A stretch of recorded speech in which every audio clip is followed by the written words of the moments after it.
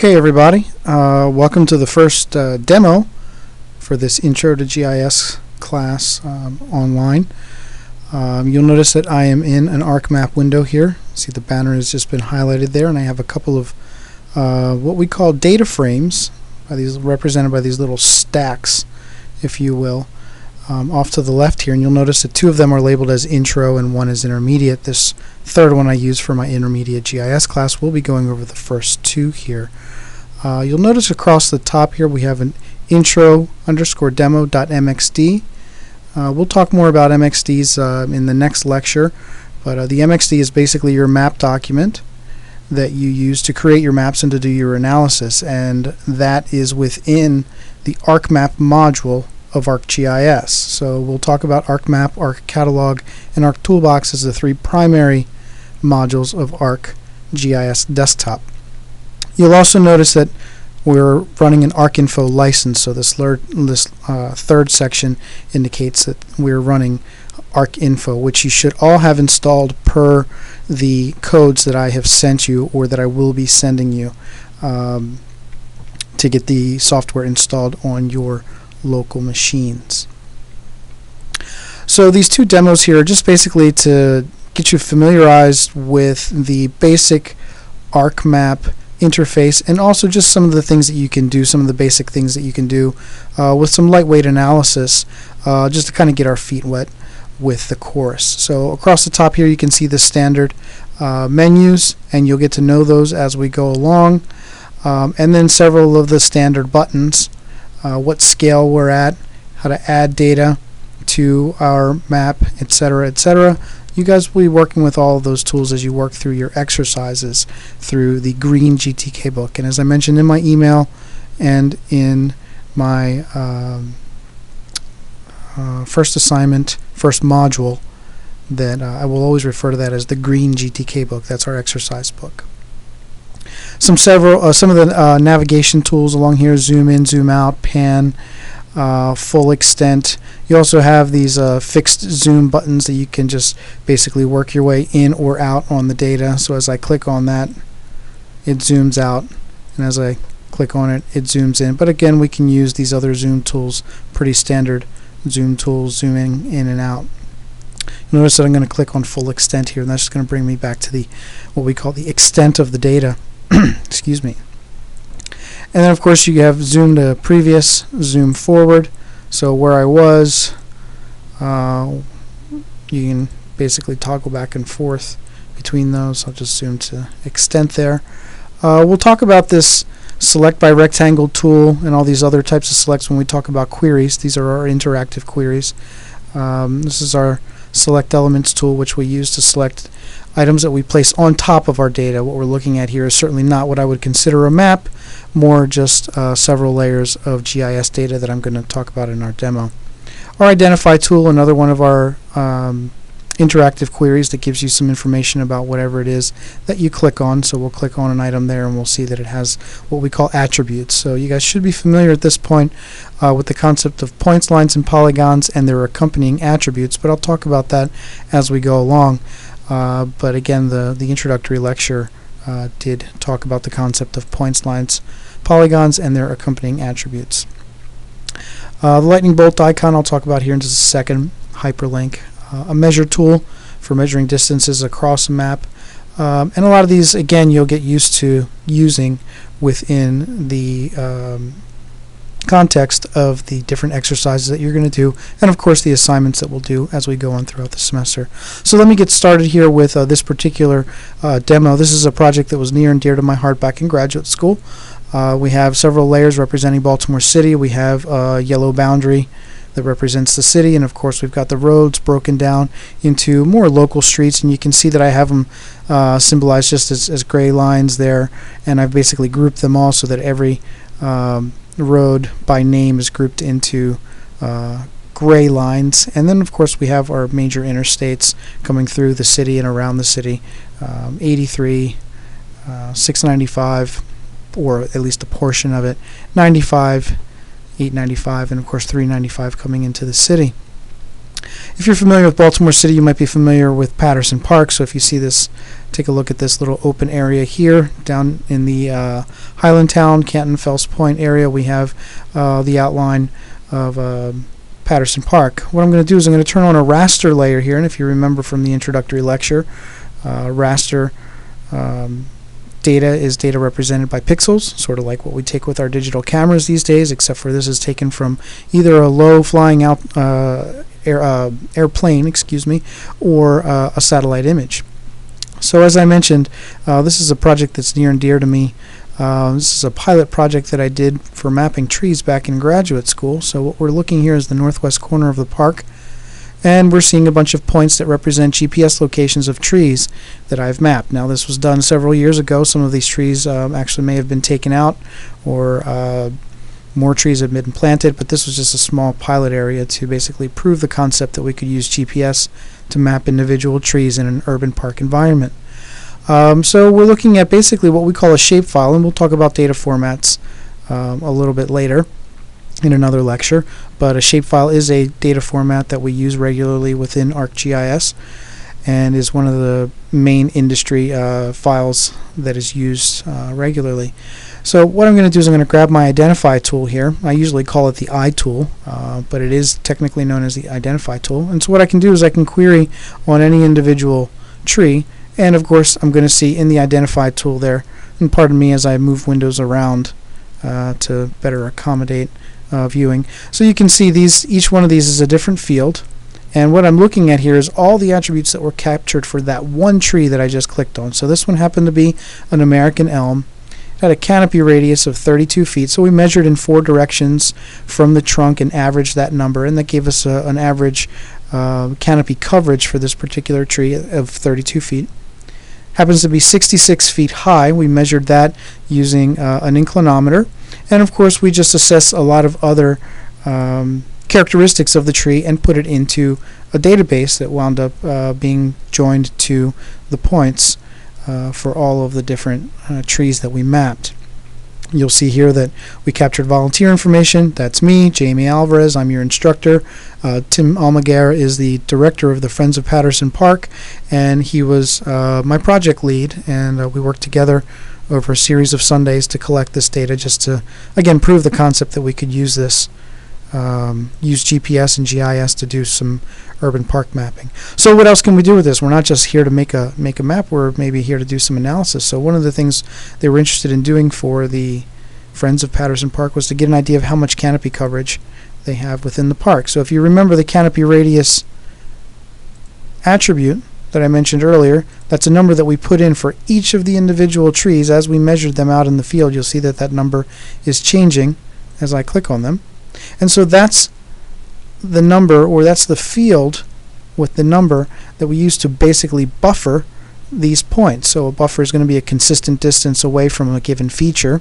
In this case, they're points representing trees, and a consistent buffer in all directions based on that canopy radius attribute that we put into the database. We'll learn about buffers a little bit later on in the course when we talk about geoprocessing and some of the basic analysis type tools that we use in GIS. But for now, just for demonstration purposes, we just wanted to show that we use a buffer tool to get an idea of how much coverage we have within the park from the different trees. Now, of course, all trees are not perfectly round with their canopies, and that's why we averaged in 4 directions the measurement out to the edge of the canopy coverage from the trunk. I'm going to turn off that layer, and you're going to see me turn on this top 2 risk trees.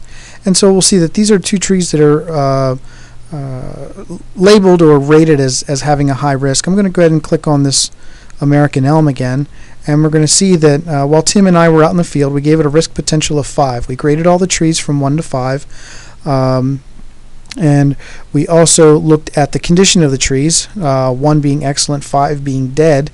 And so you can see that this old American elm, 66 feet high, was a dead tree and in need of removal. So one of the things we can imagine here is, if I'm going to go ahead and use my zoom tool and get in a little bit tighter, and we might not be able to see too much, the quality of this raster may not be the best, but we can see the foliage here from the American elm, and we can see where the GPS point was located. And again, we just built a buffer, and instead of using the tree canopy radius attribute I'll go ahead and use my identify tool here again to bring those attributes up. Instead of using the canopy radius, we're using the height. So that height at 66 feet tall, if the tree were to break from the base, then we're basically looking at 66 feet in all directions. And I'll measure that out, and you can see that we're at 65.998442, so it's about 66 feet.